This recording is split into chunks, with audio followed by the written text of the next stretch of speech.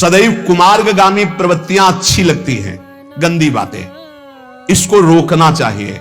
इसको रोकने के लिए दो बहुत सहयोगी हैं।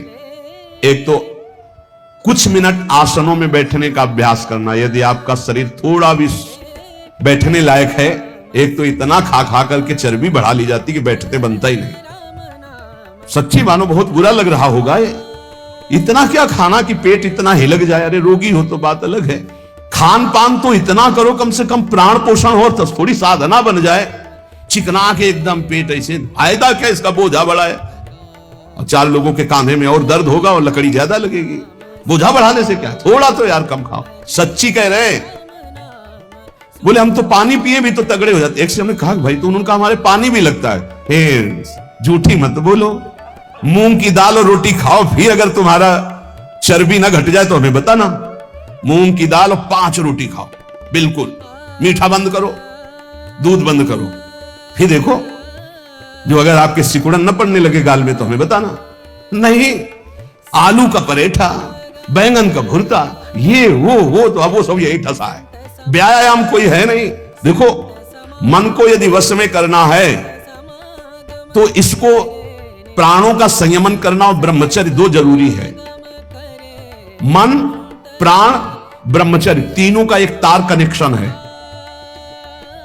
ब्रह्मचर्य पुष्ट करने के लिए आसन, प्राणों को सूक्ष्म करने के लिए आहार शुद्ध और प्राणायाम, हम खाली पेट और 30 मिनट तक जल मत पीना, नहीं प्राणवायु बिगड़ जाएगी शरीर में। वो जो आपके मोड़ हैं, जोड़ हैं, उनमें आपको कष्ट हो जाएगा पक्का। प्राणायाम करने के बाद 30 मिनट तक एक उल्ला भी पानी नहीं जाना चाहिए, ये नियम रखना, नहीं इसमें चूक हो जाएगी। जे ही गई तो वायु बिगड़ना शुरू हो जाएगी। प्राणायाम के लिए हमने आपको 2-3 प्राणायाम बताए, बिल्कुल सरल बताए। भैया मन को एकाग्र करने के लिए प्राणायाम अत्यंत, ये किसी संप्रदाय का नहीं है प्राणायाम। बोले हमारे संप्रदाय में प्राणायाम नहीं, तुम्हारे संप्रदाय में भोजन है, शौच है ना जाना, तो संप्रदाय में मन को और शरीर को कंट्रोल में, शासन में लाना भी आवश्यक है। 20 मिनट आप रखो, आसन में बैठो पहले आराम से, सिद्धासन या पद्मासन, और जो गृहस्थी में है तो सुखासन में बैठ लो। सुखासन से अलती पलती मार के सीधा करो शरीर, कुछ मत पकड़ो नाक। हम सीधा प्राणायाम आपको बताइए, अनुभव की बात कह रहे हैं। खींचा, नाम लेते हुए खींचा, खूब भर लिया वायु, बंद कर लिया, अब नाम जप करो, फिर नाक से छोड़ दिया। ये आंतरिक कुंभक बहुत बड़ा सहयोगी भजन में आप देख लीजिएगा, साय मच जाती मंत्राकार वृत्ति।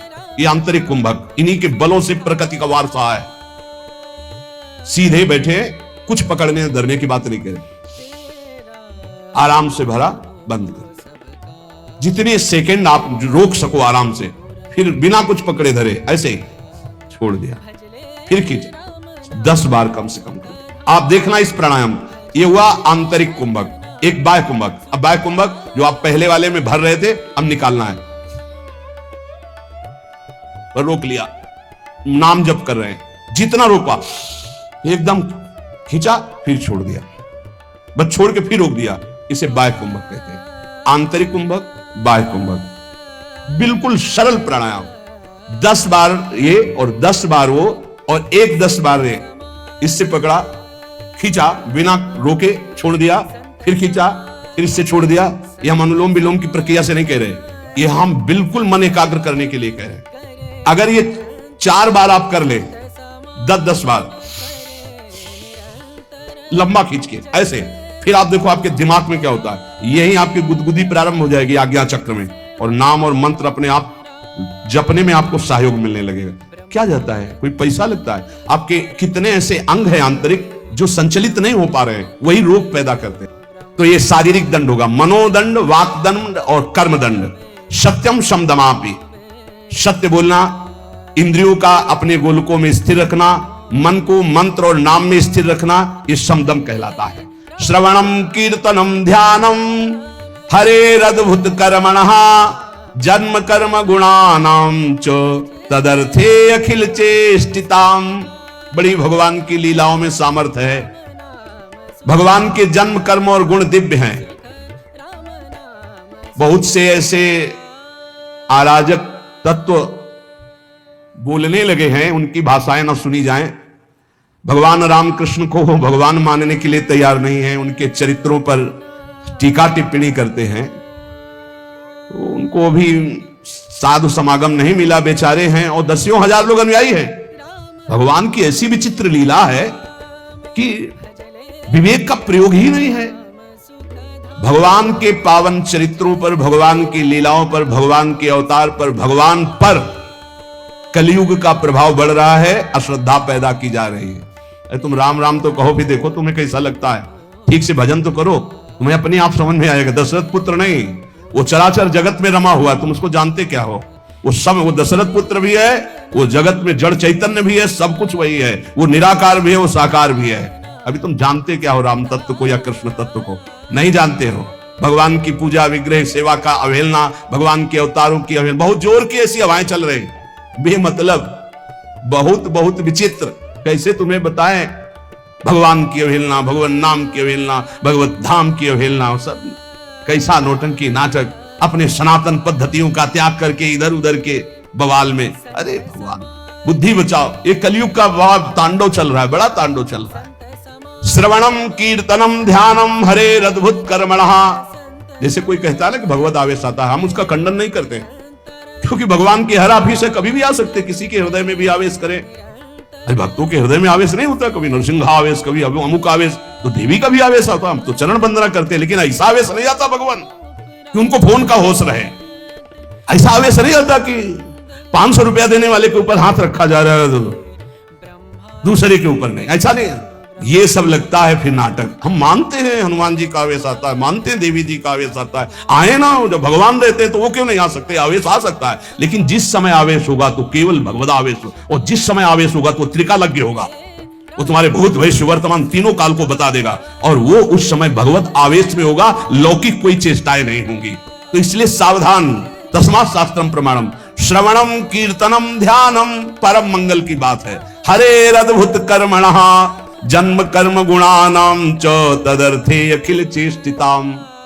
ये सच्ची तुमसे हाथ जोड़ के कह रहे, प्रभु के नाम, प्रभु की लीला कथा श्रवण और प्रभु की सेवा के सिवा इधर उधर मत मन लगाना, नहीं तो जीवन बर्बाद हो जाएगा। ये सब केवल नाटक है भैया। पर्दे के बाहर कुछ है, पर्दे के भीतर कुछ है। नहीं नहीं, बिल्कुल नहीं। हम आपसे सत्य कहते हैं, खूब बड़े बड़े महापुरुषों का संग किए, कभी इतनी नौटंकी हमारे को सुख नहीं मिला। इसलिए हम वहां कुछ किलो चावल मिल गए, कुछ रुपया मिल गए, कुछ पैसा मिल गए, और तुम बोलने लगे कि हम अमुक धर्मावलंबी हो गए, हम अपने सनातन पद्धति को छोड़ दिया। कभी जिंदगी में ऐसे नहीं। गर्दन कटवा दे, धर्म का स्वरूप समझो, तब भगवान प्रसन्न होते हैं। अपने धर्म के लिए सर्वस्व। क्या जानते हो हमारे सनातन धर्म को? हमारा सनातन धर्म आकाश की तरह है, हमारा सनातन धर्म वायु की तरह है जो सबका पोषण करता है, हमारा सनातन धर्म पृथ्वी की तरह है, चाहे जितना अपमान करो तुम्हारा मंगल ही करेगा। क्या जानते सनातन को? केवल वासनाओं को जाना, इधर उधर धनंते घूम रहे हो। सत्संग का जो श्रवण करते हैं उनको कभी इन बातों पर बाहरी विश्वास नहीं करना चाहिए। एक और पद्धति चली है, पीछे से चली आ रही, बोले अंबाजी को बलि दे रहे हैं, वो बेचारा पशु कुछ जानता नहीं, उसको फंसा दिया, गर्दन काट दिया, नरक भोगोगे, नरक भोगोगे, पक्का कह रहे हैं, पक्का नरक भोगोगे। अंबाजी का सही नाम क्या है जानते हो? जगदम्बा। कहते हो ना जगत जननी, तो बकरे की जननी नहीं है। ऐसे साधारण अम्मा भी नहीं होती, फिर जगदम्बा कैसे हो जाएगी? ए मूर्खो, अपने हाथ से काटा था अंबाजी ने जब जड़ भरत जी की बलि देने जा रहे थे ना, तो स्वयं भद्रकाली प्रकट होकर अपने समस्त उपासना करने वालों के गले काटे थी। ये बात ध्यान रखना, किसी जीव की हिंसा जगदम्बा को पसंद नहीं है।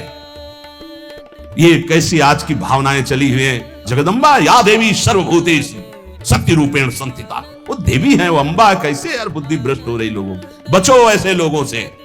प्रसाद में अभक्ष पदार्थ देते हैं कि अंबाजी का प्रसाद है, अंबाजी का एक बात प्रसाद पाले तो बुद्धि शुद्ध हो जाए और मोक्ष पद का अवलंबन करे। ये बिल्कुल आजकल बहुत संभल करके रहना है। बहुत कुछ बटेगा, लेकिन तुमको क्या लेना है? राधा नाम या ठंडाई या हलवा? देखो आज परीक्षा है तुम्हारी, आओ लाओ, तो ये चलेगा या आओ राधा राधा। जरूरत है तो 10 रुपया और निकाल के वहां रख दिया, ले वो और चीनी मंगा करके बांट देना दूसरों को। हम तो सत्संग सुन करके आए हुए। अक्षर तृतीय आज उपवास करेंगे, आज पानी भी दूसरे के द्वारा नहीं दिया पिएंगे। सुना, सब रास्ते वो बताए और बचने के भी रास्ते बताए। आज करो उपवास, एक टाइम शाम के भोग लगा करके श्री जी का रूखा सूखा घर में पा लेना, बाहर पानी भी मत पीना। मौन, खूब नाम जप करो। वैसे आज के दिन कहा जाता है दान पुण्य करे तो बहुत लाभ मिलता है। तो क्या दान करो? सर्वभूत दया। आज मैं नाम जप करूंगा और अपने नाम का सब पूरे भारतवासियों को, विश्व को दान करूंगा। सर्वे भवन्तु सुखिनः, सर्वे सन्तु निरामया, सर्वे भद्राणि पश्यन्तु मा कश्चित् दुःखात्। आज उपवास करूंगा और समस्त प्राणियों के दुखों का नाश करने के लिए उसका फल दान करूं। ये सत्संगियों का ये होता है।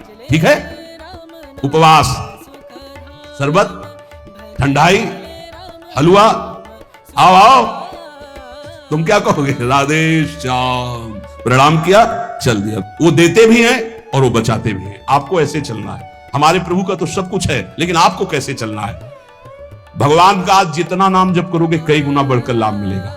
अक्षय आज माना जाता है, जितना दूसरों को सुख पहुंचाओगे उतना ही वो आपका कई गुना बढ़कर, जिसे दान कहा जाता है, जिसे पुण्य कहा जाता है। सबसे बड़ा दान किसे कहते हैं? सबसे बड़ा दान जिसके आगे कोई दान न हो, नाम दान। इससे बड़ा कोई त्रिभुवन में दान नहीं। खूब कीर्तन जोर जोर से चल, परिक्रमा मार्ग में चल रहे हो, कीर्तन करते हुए हजारों के कानों में पड़ रहा, बहुत बड़ा दान हो रहा है। या नाम जप करके दूसरे को, इससे बड़ा कोई दान नहीं। और सब दान